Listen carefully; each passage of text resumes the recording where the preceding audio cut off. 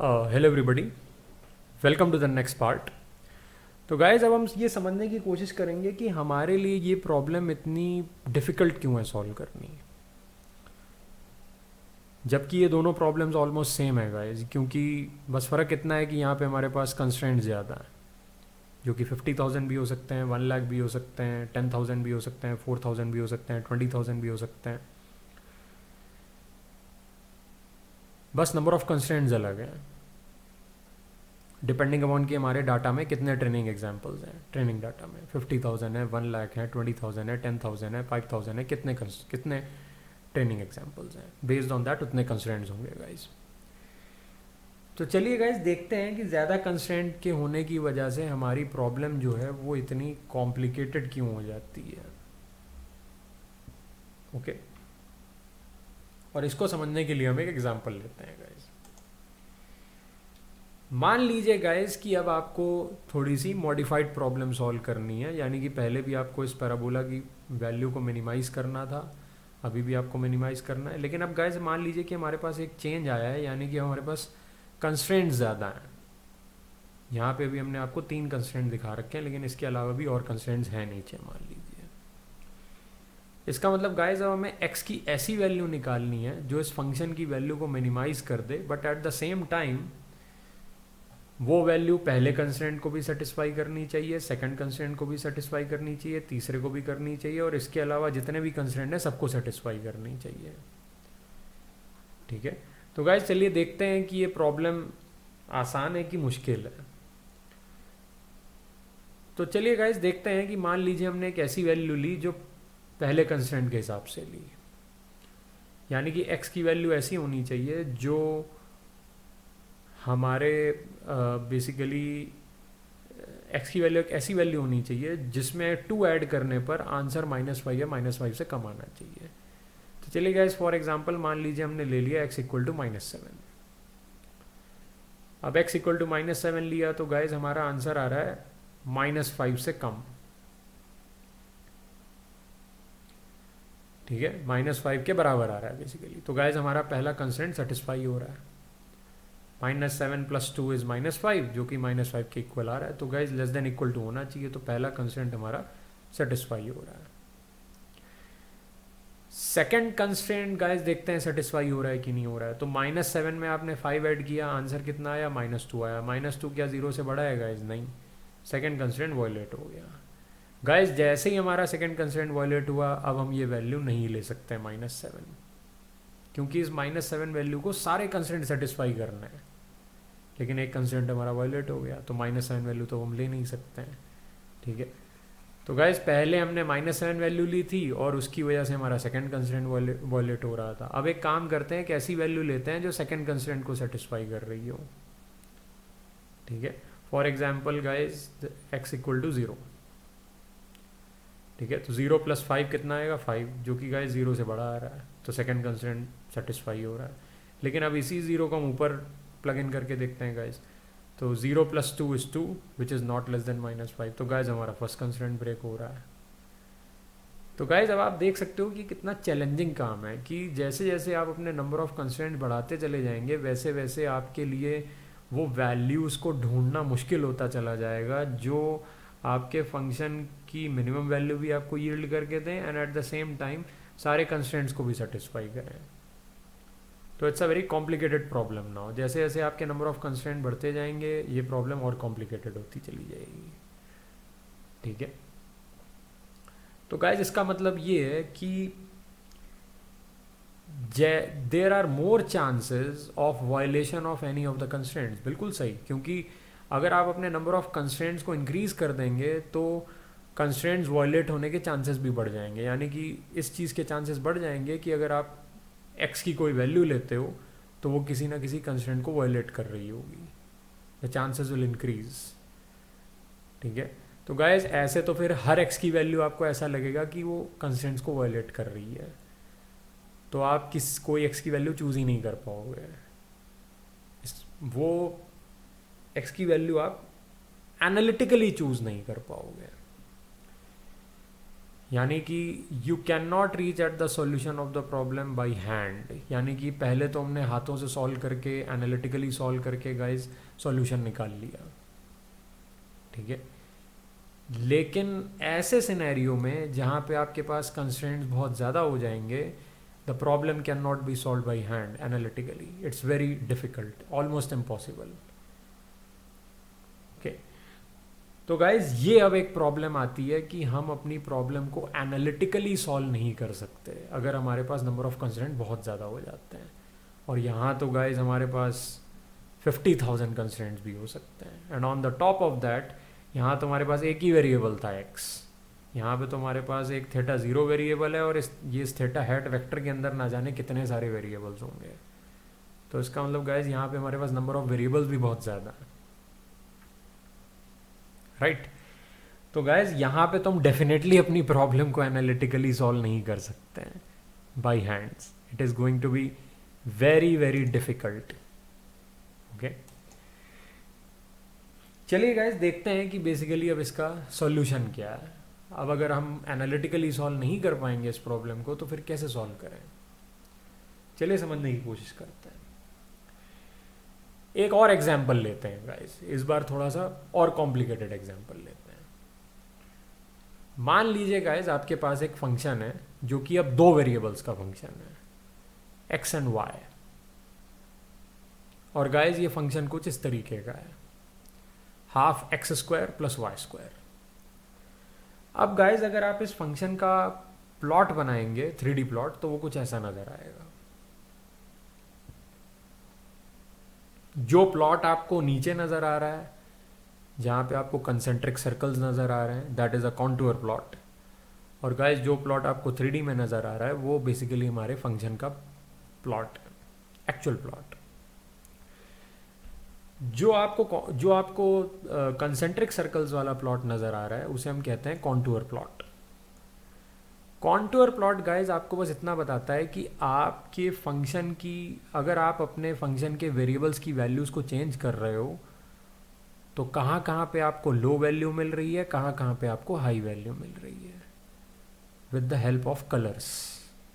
तो गाइज यहाँ पे आप देखिए कि हमारे फंक्शन में यहाँ पे हमें ब्राइट पॉइंट्स मिल रहे हैं, और जब आपने अपने फंक्शन का प्रोजेक्शन लिया, यानी कि जब आपने अपने प्लॉट का प्रोजेक्शन लिया एक्स वाई प्लेन पे, तो यहाँ पे आपको साइड में येलो रीजन्स मिल रहे हैं। तो गाइज कोई रीजन जितना ज़्यादा ब्राइट होगा इसका मतलब उस पर उतनी ही ज़्यादा हाई वैल्यू है, कोई रीजन जितना ज़्यादा डार्क होगा इसका मतलब उस पर उतनी ही ज़्यादा लो वैल्यू है, ठीक है। इसका मतलब ये जो मिडल पॉइंट है गाइज, यहाँ पे आपको आपके फंक्शन की सबसे कम वैल्यू मिल रही है, that is the minimum value you can get. और गाइज ये जो साइड वाले पॉइंट्स हैं एक्स कॉमा वाई, क्योंकि हम एक्स वाई प्लेन पे हैं गाइज, तो ये जो साइड वाले पॉइंट्स हैं एक्स वाई प्लेन पे, ये ऐसे पॉइंट हैं जहाँ हमारे फंक्शन की हमें सबसे हाई वैल्यू मिल रही है। एंड देन अगर आप किसी इस पॉइंट पे हो, या फिर इस पॉइंट पे हो, या फिर इस पॉइंट पे हो, तो आप बेस्ड ऑन द कलर ये आराम से डिसाइड कर सकते हो कि ये वाले पॉइंट पे ज़्यादा हाई वैल्यू मिल रही है कि ये वाले पॉइंट पे ज़्यादा हाई वैल्यू मिल रही है। गाइस इस पॉइंट पे ज़्यादा हाई वैल्यू मिल रही है क्योंकि ये पॉइंट ब्राइट रीजन में आ रहा है, ठीक है। इस पॉइंट पे सबसे कम वैल्यू मिल रही है because this point is at the centre of the extremely dark region. Okay, so basically colour of the contour plot is telling us कि हमें किन किन पॉइंट्स पे फंक्शन की हाई वैल्यू या लो वैल्यू मिल रही है। That is the way to read a contour plot. And guys आप इमेजिन करिए कि इसके ऊपर एक प्लेन है, this is our plane, 3D plane. ये प्लेन एक्स और वाई एक्सिस को दो पॉइंट्स पे कट कर रहा है, यहां पे और यहां पे, ठीक है गाइस, कोई नई बात नहीं है, नॉर्मल स्टफ। एंड गाइस यहां पे अब हमारा एक राइट एंगल ट्रायंगल बन रहा है। ओके, इस राइट एंगल ट्रायंगल पे हम दो चीजें देख पा रहे हैं। एक हमारे राइट एंगल ट्रायंगल की हाइट है जो कि 1.4 आ रही है, और एक राइट एंगल ट्राइंगल का बेस है, that is the length of 0.8। अब गाइज यहां से हमने क्या किया कि यहां से हमने स्लोप निकाल लिया tan theta, okay, and that is coming out to be change in y divided by change in x. Change in y is 1.4, change in x is 0.8. So the slope is coming out to be 1.4 divided by 0.8. बहुत अच्छी बात है. The slope is coming out to be 1.4 by 0.8. अब guys जो plane है उसकी जो equation होती है गाइज वो ये होती है ax plus b y plus c z plus d equal to 0। लेकिन गाइज अगर हम इस प्लेन से z कंपोनेंट हटा दें, यानी कि इस प्लेन की जो हाइट आ रही है z कंपोनेंट जो आ रहा है आपका, इस प्लेन की जो हाइट आ रही है गाइज, अगर हम उसे एलिमिनेट कर दें तो हाइट इसकी 0 हो जाएगी और हमें एक लाइन ही मिलेगी गाइस एक्स वाई प्लेन पे। Okay, will get a line on x y plane. Okay, which line? That is going to be this line guys.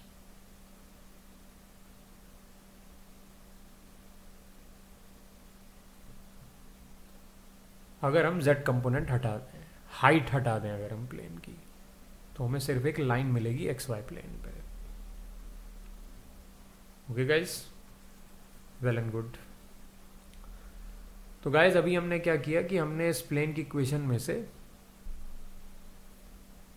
z component को हटा दिया, यानी कि we are focusing only on the line on the x y plane. z component की हम बात नहीं कर रहे हैं, सिर्फ एक्स वाई प्लेन से पास होने वाली लाइन की बात कर रहे हैं गाइज। ठीक है, और गाइज ये हमारी लाइन की इक्वेशन आ गई, a x plus b y plus d equals to 0। अगर हम इसे थोड़ा सा रीअरेंज करेंगे तो हमारी इक्वेशन कुछ इस तरीके की आ जाएगी guys, y equal to minus a by b x minus d by b, जहाँ पे माइनस ए बाई बी आपकी स्लोप हो जाएगी m और माइनस डी बाई बी हो जाएगा गाइज y इंटरसेप्ट, सो एम एक्स प्लस सी। तो इस तरीके से आप इसको सिंप्लीफाई करके लिख सकते हैं। अब गाइज हमारी जो लाइन है, यानी कि ये वाली जो लाइन है, दिस लाइन, इसका जो y इंटरसेप्ट है गाइज ये है -0.6, तो प्लस सी, y इंटरसेप्ट हमने -0.6 कर दिया। स्लोप हम ऑलरेडी गाइज इस लाइन के निकाल चुके हैं, that is 1.4 divide by 0.8 into x, so y equal to m x plus c. ये हमारी लाइन की इक्वेशन हो जाएगी गाइज। लेकिन हमें तो प्लेन चाहिए, तो गाइज इसमें हमने वापस z कंपोनेंट ऐड कर दिया हाइट को इंक्रीज करने के लिए। Right guys, well and good. तो गाइज अब आप इसे थोड़ा सा रीअरेंज करेंगे, सॉल्व करेंगे, करते चले जाएंगे, तो ये आपका आंसर आएगा।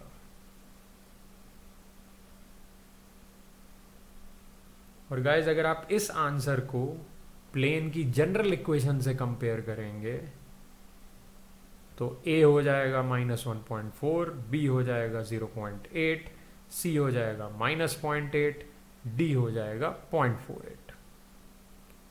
तो गाइज आप देख सकते हैं कि हमारी एक जनरल इक्वेशन जैसी फॉर्म आ गई है इस प्लेन की इक्वेशन की।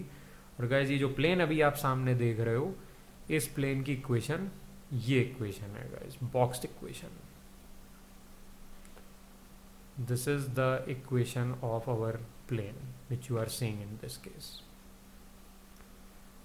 ठीक है guys, चलिए, so this is the scenario। ठीक है, now तो guys हमारा एक फंक्शन है fx, y equals to half x square plus y square, और एक प्लेन है हमारे पास -1.4x plus 0.8y minus 0.8z plus 0.48 equal to 0। Fine. अब गाइज हमें करना क्या है कि हमें ये ऑप्टिमाइजेशन प्रॉब्लम सॉल्व करनी है। We want to solve this optimization problem. Okay guys,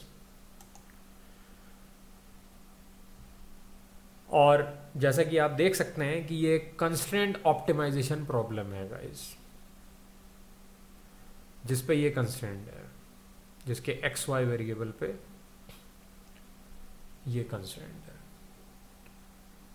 तो गाइज हमारा फंक्शन 3D में था, हमने उसका प्रोजेक्शन ले लिया था कॉन्टूर प्लॉट पे। उसी तरीके से यहाँ पे हम अपने प्लेन का भी प्रोजेक्शन ले रहे हैं एक्स वाई प्लेन पे। तो गाइज जब आप अपने प्लेन का प्रोजेक्शन लोगे एक्स वाई प्लेन पे तो z कंपोनेंट चला जाएगा। तो जो z कंपोनेंट था गाइज वो हमने अपने प्लेन की इक्वेशन में से हटा दिया और ये हो जाएगी हमारी लाइन की इक्वेशन। यानी कि गाइज हमें x और y की ऐसी वैल्यू निकालनी है जो हमारे इस फंक्शन की वैल्यू को सबसे कम कर दे, यानी कि हमारे फंक्शन की सबसे कम वैल्यू को यील्ड करे, and at the same time वो x और y की वैल्यू कुछ इस प्रकार की होनी चाहिए कि इस कंस्ट्रेंट को सेटिस्फाई करे। अब गाइज ये कंस्ट्रेंट क्या है? ये एक इक्वलिटी कंस्ट्रेंट है, और गाइज क्लियरली अभी मैंने आपको बताया कि ये इस लाइन की इक्वेशन है। ओके, किस लाइन की इक्वेशन है? इस बॉटम लाइन की इक्वेशन है। यानी कि गाइज हमारा जो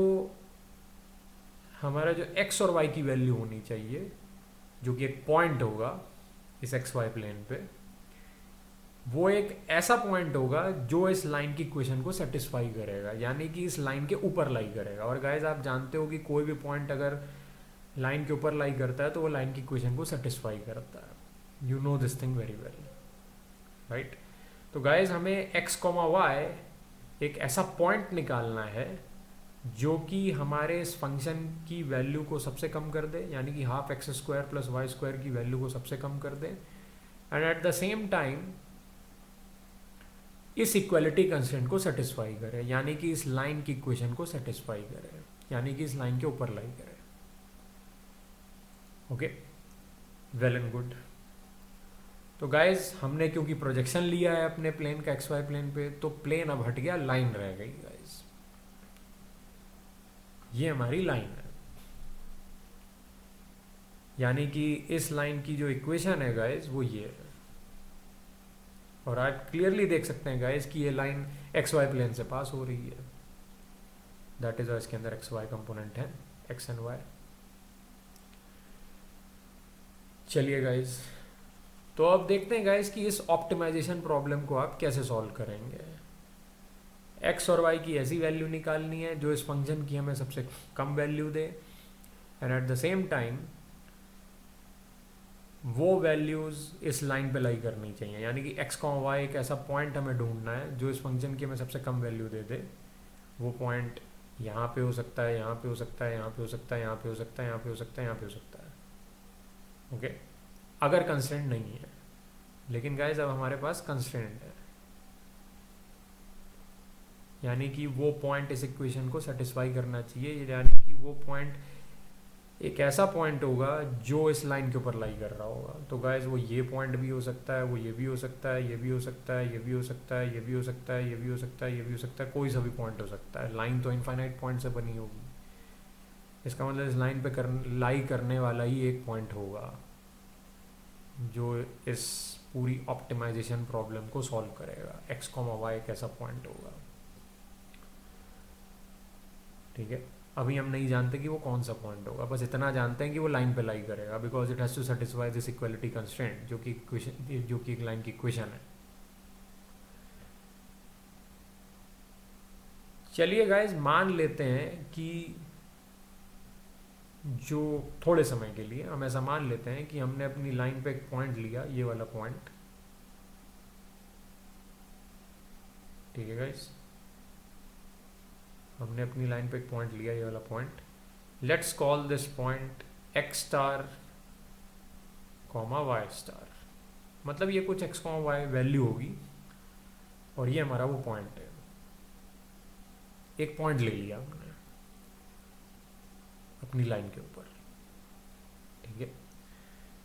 अगर गाइज इस पॉइंट पे आप अपने फंक्शन की वैल्यू कैलकुलेट करेंगे तो z एक्सिस पे आपको इतनी वैल्यू मिलेगी, मतलब ये जो वैल्यू आपको मिलेगी guys, this will be f of x star comma y star, यानी कि half of x star square plus y star square, ठीक है गाइज।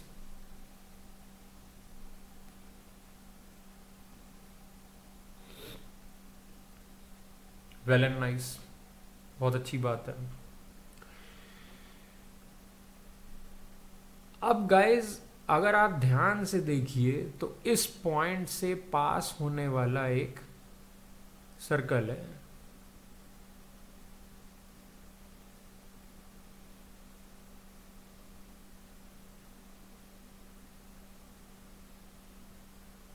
राइट। ये सर्कल हमारे पॉइंट से पास हो रहा है x star comma y star. अभी हम नहीं जानते कि ये x star comma y star basically क्या ये वही पॉइंट है जो हमारी इक्वेशन को भी सेटिस्फाई कर रहा है और हमारे फंक्शन को भी सबसे कम वैल्यू पे लेके जा रहा है। इतना ज़रूर जानते हैं कि लाइन के ऊपर लाई कर रहा है, यानी कि कंस्ट्रेंट को तो सेटिस्फाई कर ही रहा होगा। यानी कि अगर आप इस कंस्ट्रेंट की लेफ्ट हैंड साइड को सॉल्व करोगे, यानी कि -1.4 x star plus 0.8 y star plus 0.48, तो गाइज आपका आंसर 0 के बराबर आ जाएगा, क्योंकि लाइन के ऊपर लाई कर रहा है, तो लाइन की इक्वेशन को सेटिस्फाई कर रहा है। Very well and good. लेकिन अभी हम ये नहीं जानते कि क्या ये फंक्शन हमें, क्या ये पॉइंट हमें हमारे फंक्शन की सबसे कम वैल्यू देगा। We don't know anything about that. हमने बस एक रैंडम पॉइंट लिया है गाइस ये, और इस पॉइंट पे हमें अपने फंक्शन की एक वैल्यू मिल रही है z एक्सिस पे f of x star comma y star, और इस पॉइंट से पास होने वाला एक सर्कल मिल रहा है हमको, ठीक है। और इस पॉइंट पे हमें अपने फंक्शन की एक वैल्यू मिल रही है f of x star comma y star, which is equal to half of x star square plus y star square. Very good.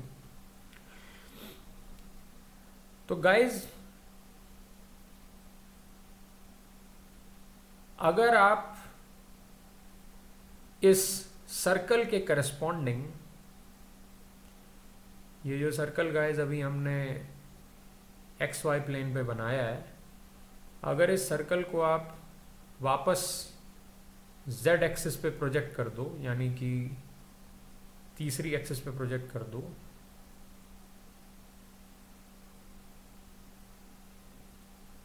तो गाइज आपको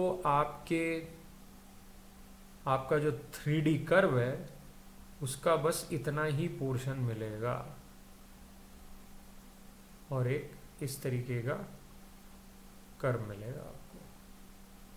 यानी कि अगर आप अंदर का सारा पोर्शन ले लो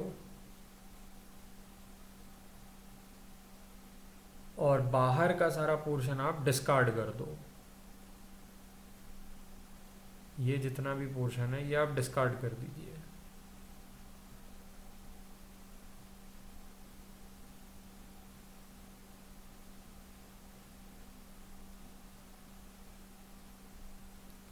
ब्लैक वाला पोर्शन, तो आपको आपके कर्व पे भी ये जितना पोर्शन होगा ये डिस्कार्ड हो जाएगा, बाहर वाला पोर्शन। और आपको इस तरीके का एक बाउल मिलेगा। और गाइस बाउल का आप कलर देखिए कि मैं यहाँ पे हमने बाउल का कलर आपको वॉयलेट कलर से दिखाया है,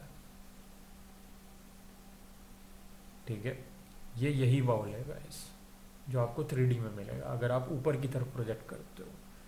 तो अंदर वाले पोर्शन को हम ले रहे हैं, बाहर वाले पोर्शन को हम नहीं ले रहे हैं। तो वॉयलेट जितना पोर्शन है वही आपको बाउल की फॉर्म में अपने कर्व के ऊपर मिलेगा 3D में। Very well and good. और गाइज अगर आप इसी बाउल का प्रोजेक्शन ले लोगे वापस एक्स वाई प्लेन पे, तो ऐसा कुछ मिलेगा आपको। और गाइस आप क्लियरली देख सकते हैं कि ये जो आपको पोर्शन मिल रहा है बाउल को 2D वापस एक्स वाई प्लेन पे प्रोजेक्ट करने के बाद, वो ये अंदर वाला शेडेड पोर्शन है guys. And you can clearly see here one more thing कि जो इसके अंदर आपको 2 सर्कल्स मिल रहे हैं, राइट। एक आपका लाइटर सर्कल है जो कि ये वाला है,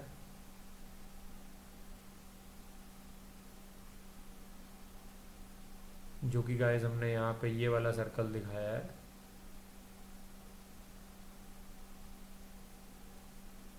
ठीक है। और इसके अंदर आपका डार्कर सर्कल है जो कि ये वाला है,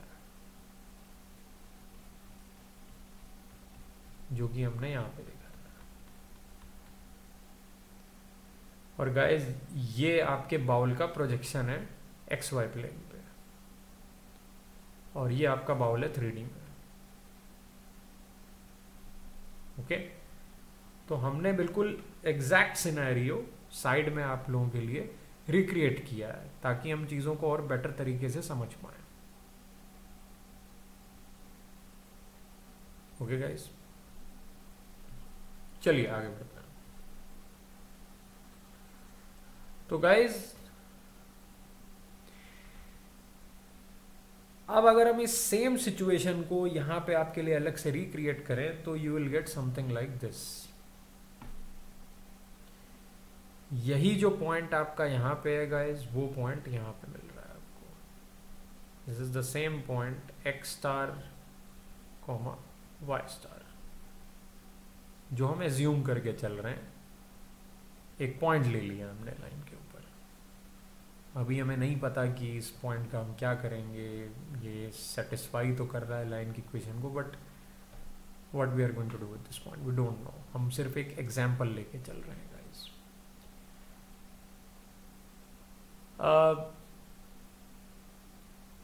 और गाइस वो लाइन है आपकी, यानी कि ये वाली जो लाइन है वो हमने यहाँ पे शो करी है आपको। इस लाइन की इक्वेशन ये है,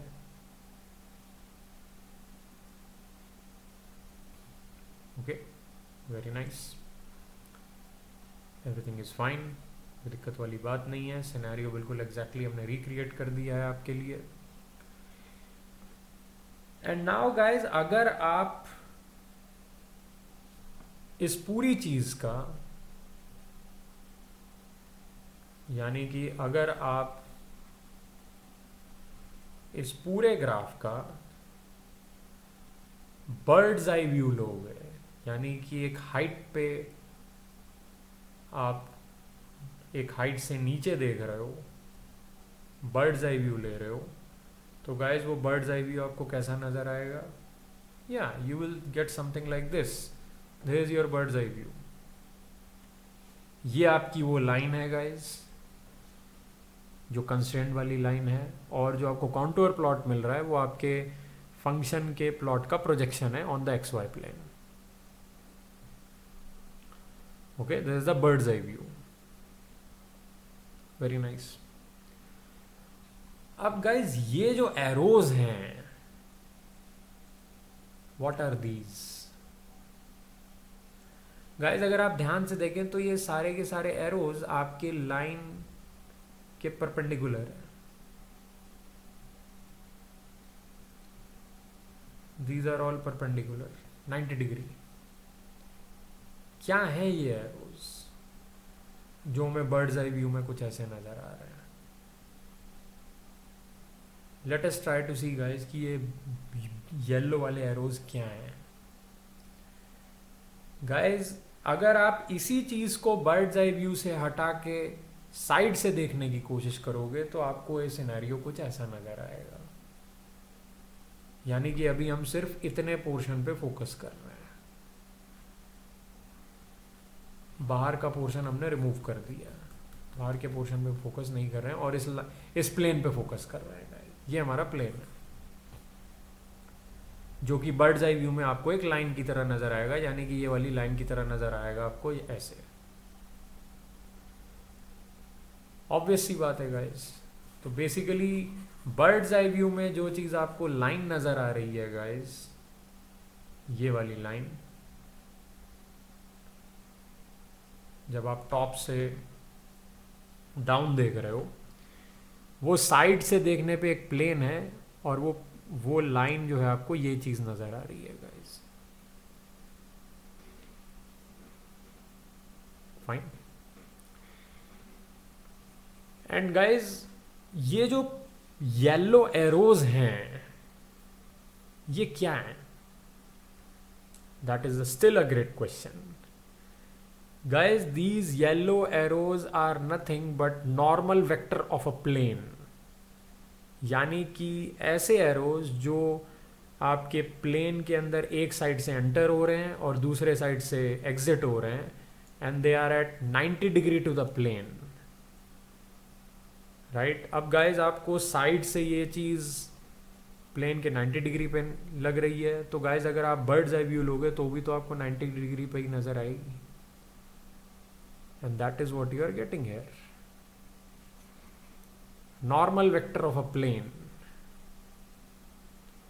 और गाइस ये जो पॉइंट है आपका which is x star comma y star, ये पॉइंट यहां पे है guys, this is x star comma y star. Fine guys, perfect. तो ये जो ब्लैक पॉइंट है ये आपका x star comma y star point है बर्ड्स आई व्यू में। ओके गाइस, ओके गाइस, अब मैं आपके सामने एक बहुत ही इंपॉर्टेंट कॉन्सेप्ट प्रेजेंट करना चाहता हूं। Let us see what that concept is. तो गाइज ये जो एरोज हैं, जो येलो एरोज आप देख रहे हो, जो प्लेन के परपेंडिकुलर हैं, जो कि हमारे normal vector of a plane भी हम इन्हें कहते हैं, ठीक है। लेकिन गाइज इन एरोज को हम ग्रेडियंट ऑफ अ प्लेन भी बोलते हैं, gradient vector of a plane, right. अब ये ग्रेडियंट वेक्टर क्या होता है guys? Let us try to understand this concept of gradient vector through an example. ठीक है गाइस, ये हमारा फंक्शन है half of x square plus Y square, and this is the contour plot of our function.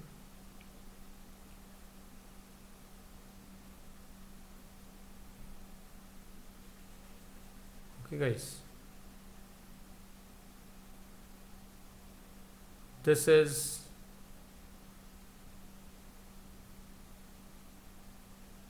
the minima of our function. This point is 0,0। इस point पे guys आपको आपके function की सबसे मिनिमम वैल्यू मिलेगी अगर कोई कंस्ट्रेंट नहीं है। ये आपकी पॉजिटिव एक्स एक्सिस है, ये नेगेटिव एक्स एक्सिस है, ये पॉजिटिव वाई एक्सिस है और ये नेगेटिव वाई एक्सिस है, एंड बीच में है गाइस 0,0।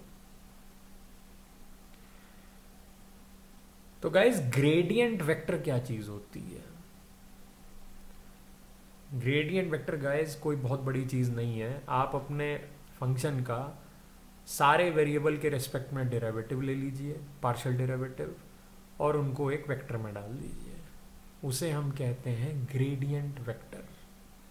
यानी कि अगर अभी आपका ये फंक्शन है f of x comma y, ये दो वेरिएबल्स का फंक्शन है गाइस, तो आपके दो ग्रेडियंट्स निकलेंगे, एक एक्स की रिस्पेक्ट में, एक वाई के रिस्पेक्ट में। दोनों के ग्रेडियंट निकाल के आप एक वेक्टर में डाल दीजिए, यानी कि पार्शियल डेरिवेटिव्स निकाल के आप एक वेक्टर में डाल दीजिए, यानी कि del f by del x and del f by del y, ये दो पार्शियल डेरिवेटिव आपने निकाल लिए। अब गाइस इनको आप डाल दीजिए एक वेक्टर के अंदर, यानी कि del f by del x and del f by del y. तो guys del f by del x क्या आएगा, आप सॉल्व कर लीजिए। Del f by del x क्या आएगा, ठीक है।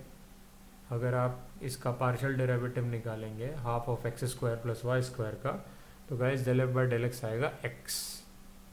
तो del f by del x तो आ रहा है आपका एक्स, और del f by del y guys आपका आ रहा है वाई, ठीक है। अब आप इसको एक वेक्टर में डाल दीजिए, यानी कि ये चीज़ आपकी क्या आ जाएगी गाइस, ये चीज़ आपकी आ जाएगी x and y. So that becomes your gradient vector. अब गाइस एक्स वाई को आप और कैसे लिख सकते हो, ठीक है। एक्स वाई को आप लिख सकते हो इस तरीके से गाइस, एक्स 0 प्लस 0 वाई, ये हो जाएगा गाइस आपका vector in the direction of x axis, ये हो जाएगा आपका vector in the direction of y axis. यानी कि जो आपका ग्रेडियंट वेक्टर बना हुआ है वो दो वेक्टर्स के सम से बना हुआ है। यानी अगर आप दो वेक्टर्स को ऐड करोगे तो उसका जो रिजल्टेंट वेक्टर निकल के आएगा गाइस वो ग्रेडियंट वेक्टर होगा, यानी कि ये वाला वेक्टर। अब हम एक एग्जांपल लेते हैं गाइस। फॉर एग्जांपल आपको अपने फंक्शन का ग्रेडियंट वेक्टर निकालना है किसी पॉइंट पे, ठीक है। So let's say this is 1 2 3 and 4, this is 1 2 3 and 4, ठीक है गाइस। मान लीजिए आपको अपने फंक्शन का ग्रेडियंट वेक्टर निकालना है 3.5 या फिर लेट्स से 3,3 पे। 3,3 का मतलब हुआ गाइस, यहाँ से हम आगे बढ़े, यहाँ से हम आगे बढ़े और ये पॉइंट,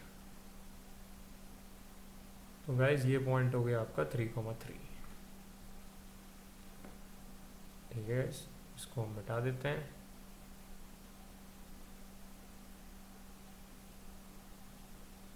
ठीक है, ओके। तो इस पॉइंट पे आपको अपने फंक्शन का ग्रेडियंट वेक्टर निकालना है। वो आप कैसे निकालोगे, पहले आप अपने फंक्शन का ग्रेडियंट निकाल लीजिए, मतलब ग्रेडियंट वेक्टर निकाल लीजिए, और उसमें आप x और y की वैल्यू प्लग इन कर दीजिए, यानी कि जिस पॉइंट पे आपको निकालना है उस पॉइंट की वैल्यू प्लग इन कर दीजिए। तो गाइस ग्रेडियंट तो हमने निकाल रखा है, ग्रेडियंट वेक्टर ये आ रहा है एक्स वाई। एक्स क्या है गाइस 3, वाई क्या है 3, तो हमारा ग्रेडियंट वेक्टर क्या आ रहा है guys 3 3, that is our gradient vector 3 3, okay guys.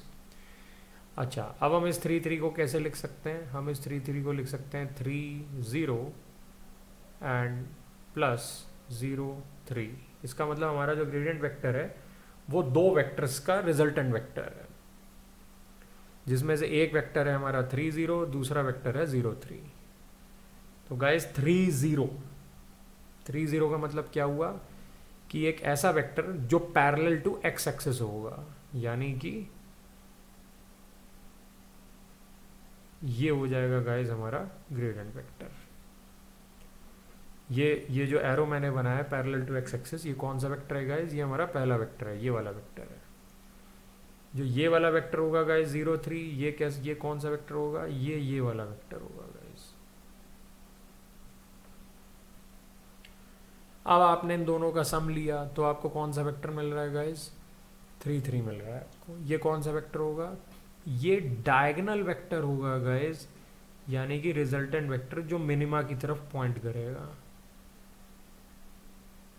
मतलब ये मिनिमा की तरफ, सीधा मिनिमा की तरफ पॉइंट करेगा, यानी कि इस पॉइंट से डायरेक्टली मिनिमा की तरफ पॉइंट करेगा। ये radially inwards towards minima, radially inwards towards minima, ठीक है। अच्छा, अब गाइस अगर आप किसी और पॉइंट पे वेक्टर निकालते हैं, जैसे फॉर एग्जांपल आप चाहते हैं कि मुझे वेक्टर निकालना है, जैसे ये आपका -1 है, ये -2 है, ये -3 है, ठीक है, -1 -2 -3, ठीक है। एंड गाइज मान लीजिए आप 3 -3 पे निकालना चाहते हो, मतलब इस पॉइंट पे निकालना है आपको रेडियल वेक्टर, ग्रेडियंट वेक्टर। तो गाइज इस पॉइंट पे आपका ग्रेडियंट वेक्टर क्या आएगा भाई, आपका x+3 है, y -3 है, तो आपका ग्रेडियंट वेक्टर आ जाएगा 3 -3। अब गाइज इसको भी आप ब्रेक डाउन करके लिख सकते हो, 3 0 प्लस 0 -3। तो गाइज 3 0 ये पैरेलल टू x एक्सिस हो जाएगा, 3 0 ऐसे, और -3 ये पैरेलल टू y एक्सिस हो जाएगा ऐसे। लेकिन गाइज जब आपने इन दोनों को ऐड किया तो आपका एक ग्रेडियंट वेक्टर आया जो रेडियली पॉइंटिंग इनवर्ड्स होगा towards the minima, radially pointing inwards towards the minima.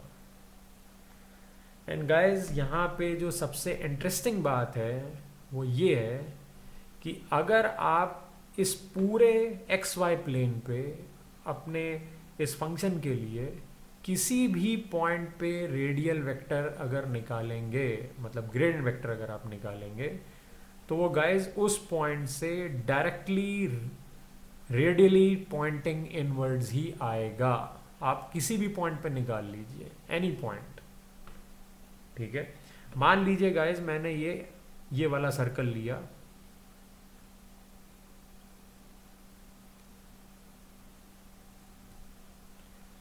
अब गाइज ये हमारी पॉजिटिव एक्स एक्सिस है, ये हमारी पॉजिटिव वाई एक्सिस है, तो इसका मतलब इस सर्कल के ऊपर मैं जितने भी पॉइंट्स ले रहा हूँ गाइज, ये सारे के सारे एक्स वाई पॉइंट्स हैं,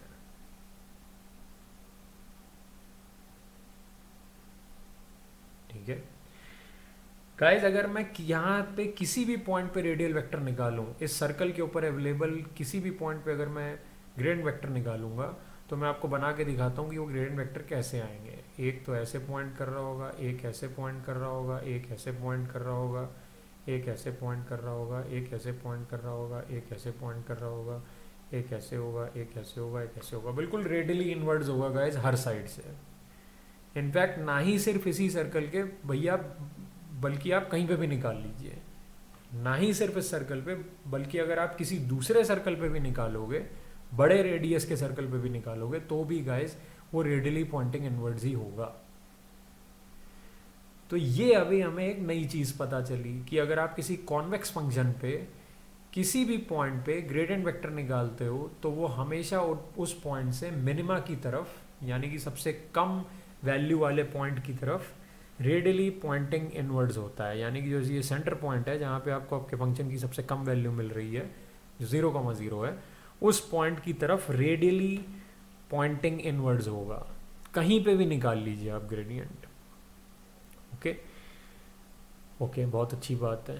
तो गाइज अब एक काम करते हैं, हम इस पॉइंट से पास होने वाला जो सेकंड सर्कल है उसको एक बार ज़रा स्केच कर लेते हैं, या फिर मुझे कहना चाहिए कि उस सेकंड सर्कल के ऊपर हम अलग अलग पॉइंट्स ले लेते हैं, ठीक है।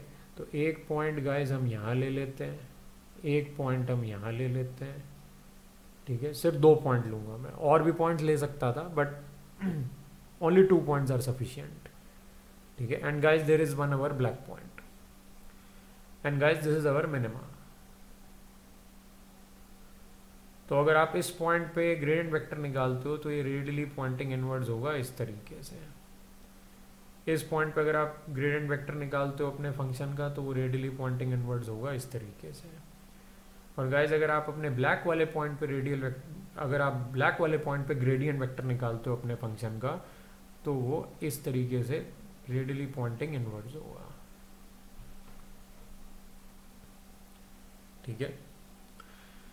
गाइज आप क्लियरली देख सकते हो कि इस पॉइंट पे जो येलो वाले एरोज हैं, यानी कि आपके प्लेन का जो ग्रेडियंट वेक्टर है वो येलो वाले एरोज हैं, और आपके फंक्शन का जो ग्रेडियंट वेक्टर है वो रेड वाले एरोज हैं। तो गाइज दोनों पैरेलल नहीं है, ठीक है, दोनों पैरेलल नहीं है क्योंकि दोनों के बीच में कुछ एंगल बन रहा है, दोनों पैरेलल नहीं है। उसी तरीके से गाइज अगर आप इस ग्रेडियंट, इस प्लेन, इस येलो एरो को भी आगे एक्सटेंड करते हो,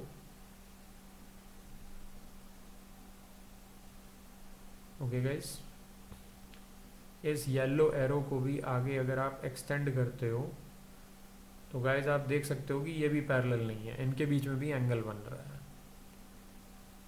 लेकिन गाइज अगर आप अपने ब्लैक वाले पॉइंट को देखोगे तो इस ब्लैक वाले पॉइंट के ऊपर से भी जो प्लेन का जो ग्रेडियंट वेक्टर जा रहा होगा वो ऐसे ही जा रहा होगा,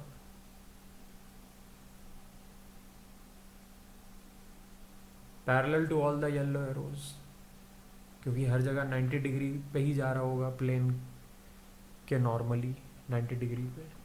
तो गाइज ये ब्लैक वाला पॉइंट आप देखिए कि इसके अंदर ये एक स्पेशल चीज़ हो रही है ब्लैक वाले पॉइंट के साथ, कि ब्लैक वाले पॉइंट के ऊपर अगर आप अपने फंक्शन का ग्रेडियंट वेक्टर निकालते हैं तो वो जो ग्रेडियंट वेक्टर होगा वो आपके प्लेन के ग्रेडियंट वेक्टर के पैरेलल हो जाएगा।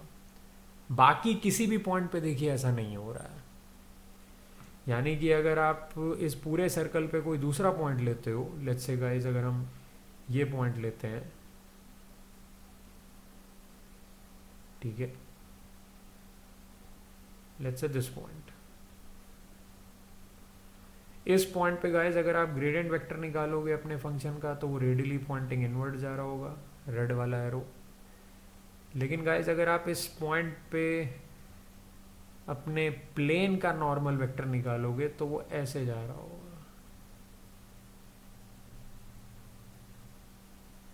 फिर से देखिए गाइस, आप दोनों के बीच में एंगल बन रहा है, लेकिन सिर्फ एक ब्लैक पॉइंट ऐसा है गाइस जिसपे आपके फंक्शन का ग्रेडियंट वेक्टर आपके प्लेन के ग्रेडियंट वेक्टर के पैरेलल हो रहा है। ओके, ये एक स्पेशल चीज़ है गाइस जो हमने ऑब्जर्व करी। चलिए एक चीज़ और मैं आपको ऑब्जर्व करके दिखाता हूँ। थोड़े समय के लिए हम ये वाला पॉइंट भूल करके और कोई पॉइंट लेते हैं इस लाइन के ऊपर। मान लीजिए आपने यहाँ पे एक पॉइंट लिया, यहाँ पे एक पॉइंट लिया, यहाँ पे एक पॉइंट लिया, ठीक है। उसके बाद गाइस आपने यहाँ पे एक पॉइंट लिया और यहाँ पे एक पॉइंट लिया। गाइस आप देख सकते हैं कि जो ब्लैक वाला पॉइंट है वो सबसे डार्केस्ट सर्कल पे आ रहा है, लेकिन जो बाकी के रेड पॉइंट्स हैं, ये वाला पॉइंट, ये वाला पॉइंट, ये वाला पॉइंट, ये वाला पॉइंट, ये वाला पॉइंट, ये लाइटर सर्कल्स पे आ रहे हैं। यानी कि बाकी के जो रेड पॉइंट्स हैं उन पे फंक्शन की वैल्यू ज़्यादा है इन कंपैरिजन टू ब्लैक वाला पॉइंट। ब्लैक वाले पॉइंट पे आपको फंक्शन की वैल्यू सबसे कम मिलेगी गाइस। अगर आप इस ब्लैक वाले पॉइंट से लाइन के ऊपर ही ऊपर के डायरेक्शन में ट्रेवल करते हो, यानी कि अगर आप ये वाला पॉइंट लेते हो, ये वाला पॉइंट लेते हो, ये वाला पॉइंट लेते हो, गाइस लेना तो हमें लाइन के ऊपर ही पड़ेगा क्योंकि कंस्ट्रेंट सेटिस्फाई होना चाहिए। तो अगर आप ब्लैक वाले पॉइंट को छोड़ के ऊपर के डायरेक्शन में लाइन के ऊपर ही पॉइंट्स लेते चले जाते हो तो आप गाइस आप एक चीज़ नोटिस कर रहे हो कि आप और ब्राइटर सर्कल्स की तरफ ही बढ़ रहे हो ऊपर के डायरेक्शन में, यानी कि आपके फंक्शन की वैल्यू और ज़्यादा हो रही है। और अगर आप ब्लैक वाले पॉइंट से नीचे के डायरेक्शन में जाते हो, लाइन के ऊपर ही पॉइंट्स लेते चले जाते हो, तो गाइस दोबारा से आप और ब्राइटर सर्कल्स की तरफ बढ़ रहे हो, यानी कि आपके फंक्शन की वैल्यू दोबारा ज़्यादा होती चली जा रही है। इसका मतलब एक ब्लैक पॉइंट ही ऐसा पॉइंट है जिसपे आपको आपके फंक्शन की वैल्यू भी सबसे कम मिल रही है और वो लाइन के ऊपर भी लाई कर रहा है। दैट्स इट, निकाल लिया गाइस हमने अपना पॉइंट, ठीक है। इसका मतलब जो हमारा x star comma y star point था, यही वो पॉइंट है जिसपे हमारे फंक्शन की वैल्यू भी हमको सबसे कम मिलेगी, यानी कि half of x square plus Y square की वैल्यू हमें सबसे कम मिलेगी, and at the same time ये कंस्ट्रेंट को भी सेटिस्फाई कर रहा है, राइट। लेकिन गाइज ये तो हमने इतना सारा विजुअलाइजेशन करके नोटिस किया। अब देखते हैं गाइज कि हम इस आइडिया को मैथमेटिकली कैसे रिप्रेजेंट कर सकते हैं, क्योंकि गाइज ऐसे हम हर बार विजुलाइज करके ये वैल्यू नहीं निकाल सकते। It's quite difficult. We cannot do that every single time. तो हमें इसके पीछे का एक मैथमेटिकल आइडिया डिफाइन करना पड़ेगा कि अगर हमारे सामने कुछ इस टाइप की प्रॉब्लम आ जाती है तो वो जो ब्लैक वाला पॉइंट है उसको हम कैसे निकालेंगे. और गाइस उस पॉइंट को लेकर के हमें एक ऐसी नई चीज़ पता चली है जिसका हम यूज़ कर सकते हैं. और गाइस वो नई चीज़ क्या है कि उस पॉइंट पे अगर आप अपने फंक्शन का ग्रेडियंट वेक्टर निकालते हैं तो वो प्लेन के येलो वाले जो वेक्टर हैं, यानी कि प्लेन के जो ग्रेडियंट वेक्टर हैं, उसके पैरेलल हो जाएगा गाइस, जो और किसी भी पॉइंट पे नहीं हो रहा है. ये एक चीज़ हम जानते हैं गाइस. और गाइस हम इसी का यूज़ करके अपने आइडिया को मैथमेटिकली रिप्रेजेंट करेंगे और फिर हम उससे बड़े आराम से ये डिटरमाइन कर सकते हैं कि वो पॉइंट कौन सा होगा. ओके और गाइस अब हम यही करने वाले हैं in our next part. Okay, so that's it for this part guys. Let's continue our journey in the next part. Thank you.